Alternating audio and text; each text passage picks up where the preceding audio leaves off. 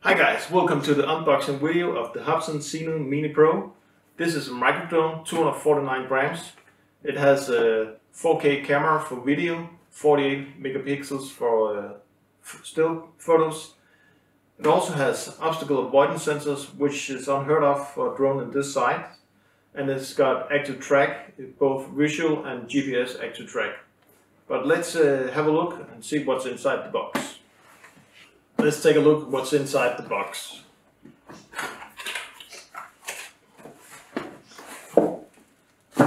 So inside the box, another plastic bag, and inside that bag we've got a nice bag which contains the drone, the charging hub, the batteries, propellers, and so on. So let's have a look inside. The first thing we'll notice is the drone. It's right here. It's a small one because it's a mini drone. Look like this. When you unfold it, just be careful here. It's the piece of paper. Remove that one. Unfold the front arms first, then the back arms all the way. So at the front we got a gimbal protection. Let's take that off. We see the 3-axis gimbal with the camera. Here we got the obstacle avoidance sensors, also in the back obstacle avoidance sensors, and below we got one obstacle avoidance sensor, and we got a landing light, and we got some ER lights, infrared lights, to maintain stability when it's about to land. What we don't have on this one is an SD card holder or place, because it's got a built-in memory, 128 gigabytes. So we got a USB port here for accessing videos and pictures. The battery snaps into the back of the drone here. So let's take it out. You can just go press on both sides, yeah. Just have to apply the right amount of pressure and the right places. So the battery, smart battery, gives you up to 40 minutes of flight time. You will check the battery level by pressing once, and you'll see dots. There's 4 dots in total, and in this one it's we got 3 lighting dots, which means it's about 75% charged. So we'll charge that later. Also in the box we got an extra battery, which comes with the Mini Pro. Put that one there. And we got the charging hub for charging several batteries. It's not all batteries are charging at once, but it will charge them one by one. This is also here you can charge the remote control.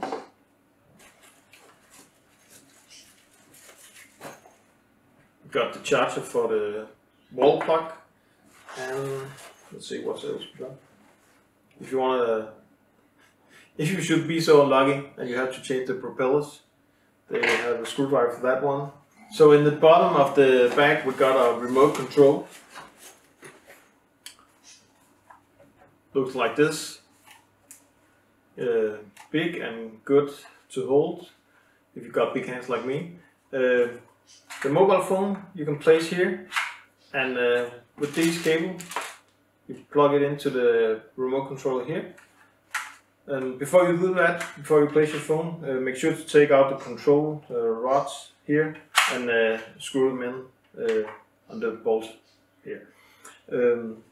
We got a button for video recording, button for photography, and we got an adjustment for the gimbal, so you can adjust the pitch on the gimbal. We got a function button, more on that later.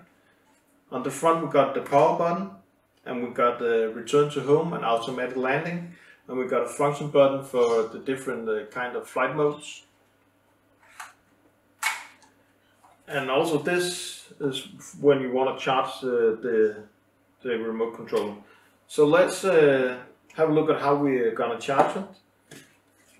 On the charge hub we've got the numbers indicating 1 to 4, and just start with number 1, place the battery over here, and the next one is number 2. the big USB port here. Take the big cable for that one. I will take the small one for that one because that's the output.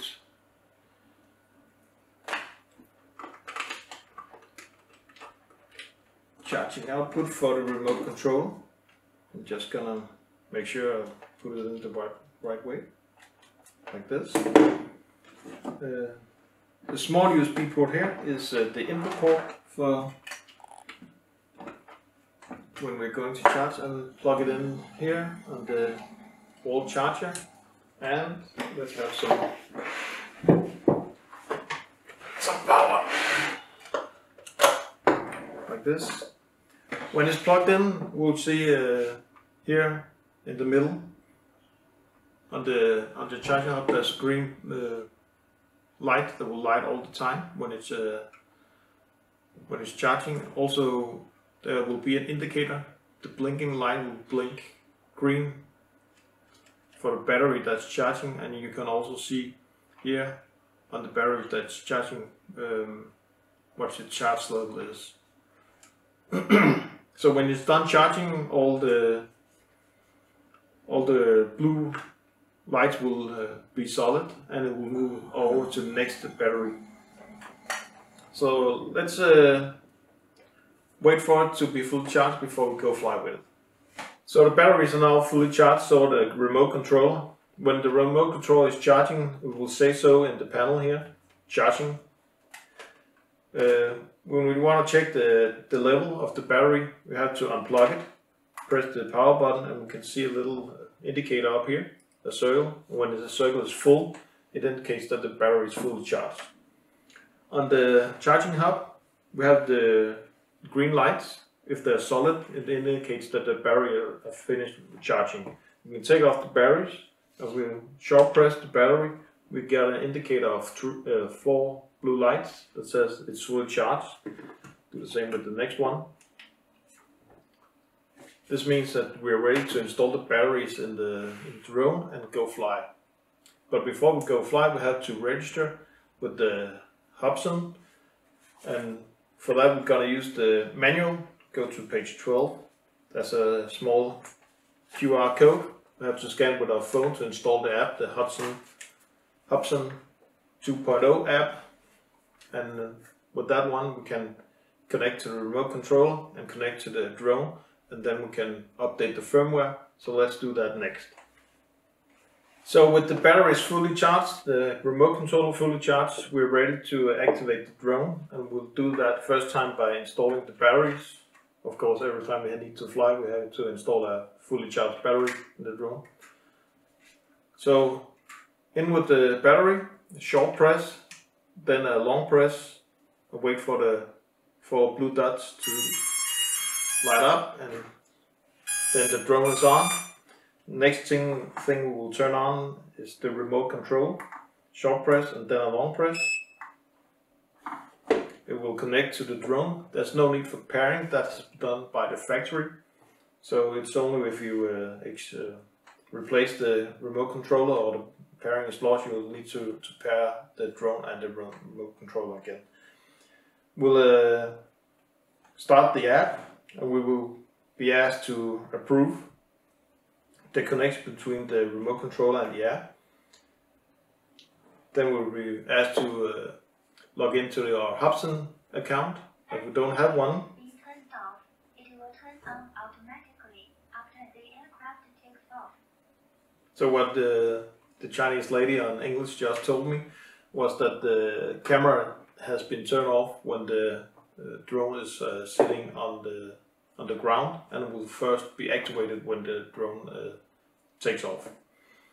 So the next thing we will do after making an account at Hubsan, we will have to activate the drone.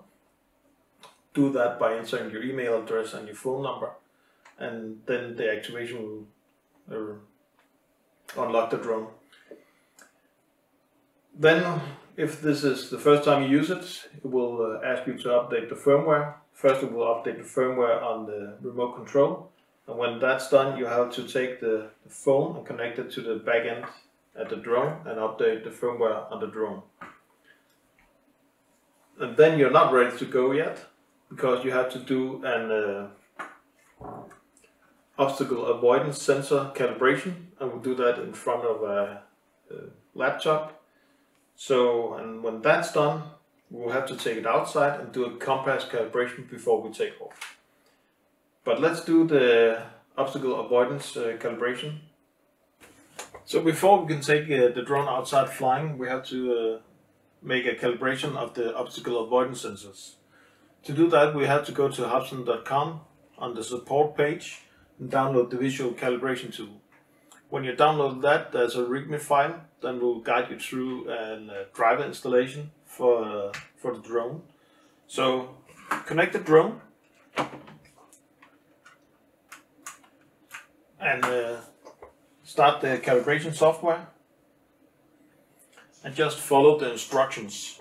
There will be a red square that has to co-align with the green square from the drone.